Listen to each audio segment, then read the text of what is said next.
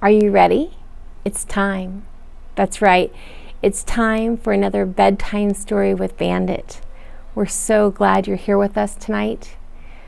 We're excited to tell you this story. I've been thinking a lot about forgiveness. That's what I'm going to talk about in tomorrow's children's sermon is forgiveness.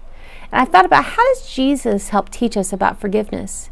And like many things, Jesus teaches us lessons through parables. These are special stories, they're simple stories that ask us to think about very important matters, our relationships with others, our place in the world, how we can be better people. This story retells 3 parables from the Gospel of Luke, chapter 15. It's going to retell the parable of the lost sheep, or the good shepherd, the parable of the lost coin, and the parable of the prodigal son. Often these stories are used to teach things like repentance and forgiveness. Rather, these authors seek a new understanding based on what they imagine Jesus' original audiences would have heard. That audience would not think that the man who lost his sheep, or the woman who lost her coin, or the father who lost his sons, that they were symbols for God. Because God doesn't lose us.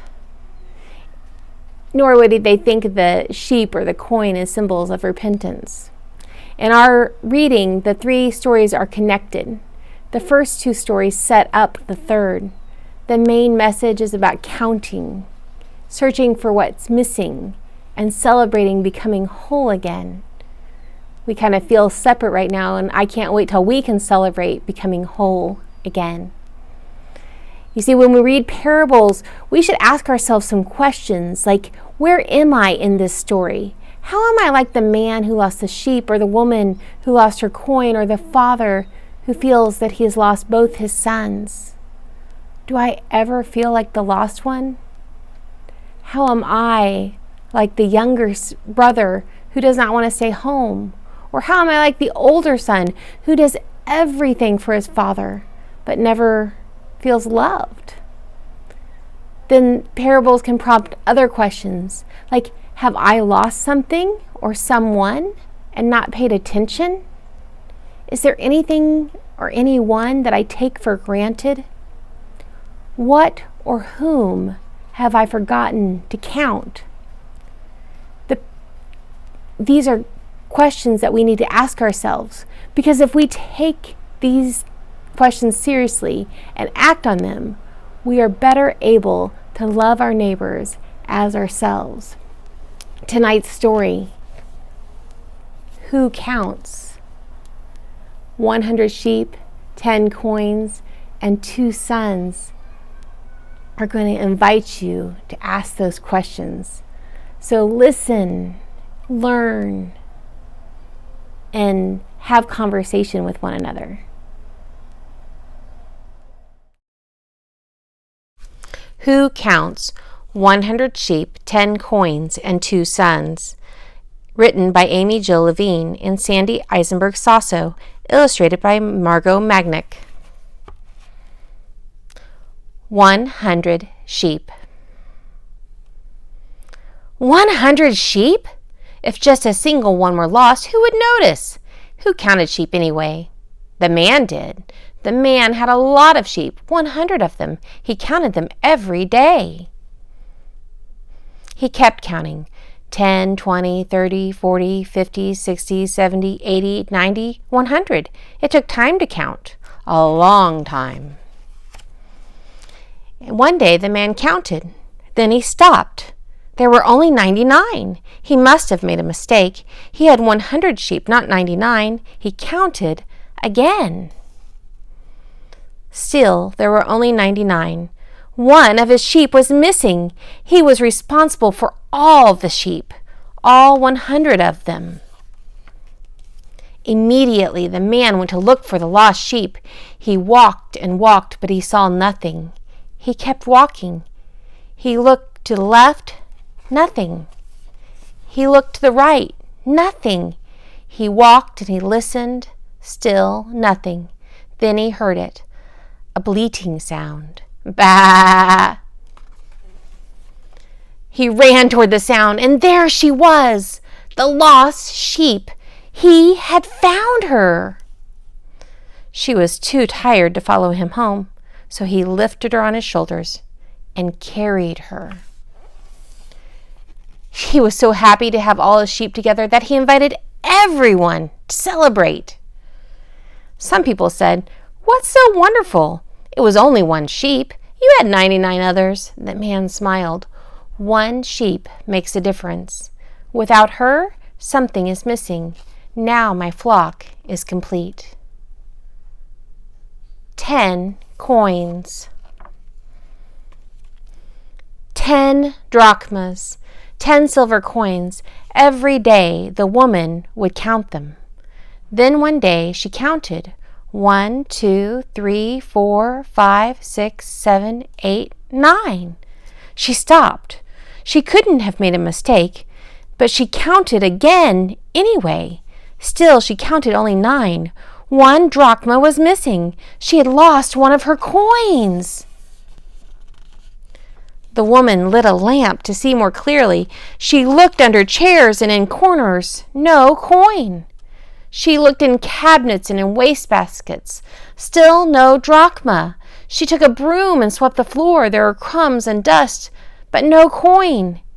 It was her fault. She had lost the coin, and now she must find it. She searched again with the light and the broom. Finally, she saw something shining and heard a ping. She looked down, and there it was, the missing coin. She held the coin in her hand for a few moments, and then she carefully placed it with the other drachmas. She was so happy to have all the coins that she invited the women in the town to celebrate. Some people said, "What is so important? It was only one coin." The woman smiled. "Just one coin matters. Without it, something is missing. Now my coin collection is complete." 2 sons. A father had 2 sons. Easier to count than 10. Much easier than 100. One day, the younger son wanted half his father's money. It would be his eventually, but he could not wait. He was restless and he wanted to travel. So the father divided his wealth in half and gave half to his younger son and half to his older son. The younger son went to a foreign land. There he had a great time doing whatever he wanted. But before long, he had spent all the money and had none left, not even to pay for food. There was no one to share even a crumb of bread with him, as there was little food in the land. The son went to work for a farmer to try to earn enough money to buy something to eat. The farmer told him to go and feed the pigs. Even the pods that the pigs ate looked good. Finally, the son was so hungry and tired that he decided to return to his father, but he wasn't sure what to say. How could he tell his father that he had spent all the money? His good pants were torn, his shirt was stained, his fancy shoes had holes. He thought, "I will tell my father that I made a big mistake. I will say that I'm sorry. I will offer to work hard to earn money." The young son returned home. His hair was uncombed, his face was dirty, and his hands were covered in blisters. His father ran to greet him. He was so happy to see him that he did not care about anything else. Instead of making his son earn money for clothing and food, he gave him a new coat and new shoes and even a new ring. Then he invited everyone to his home to celebrate. The older son was still working in the field when he heard the happy sounds of singing and laughter and smelled sweet spices coming from his home. He wondered what was happening. He stopped one of the neighbors who was heading to his house and asked, "What is going on?" The neighbor was surprised by the question. "Don't you know that your father is making a big party for your brother to mark his return?" The older brother did not know. When the father counted everyone who had come to the party, he realized that one person was missing. That person was his older son. He had forgotten to invite him. He ran out of his house to find his son, and when the older son saw his father coming toward him, he turned away. He was sad and angry that no one had come to find him. His father spoke softly. "Your brother has come home. I invited all our friends to celebrate with us. You must come and be glad with us."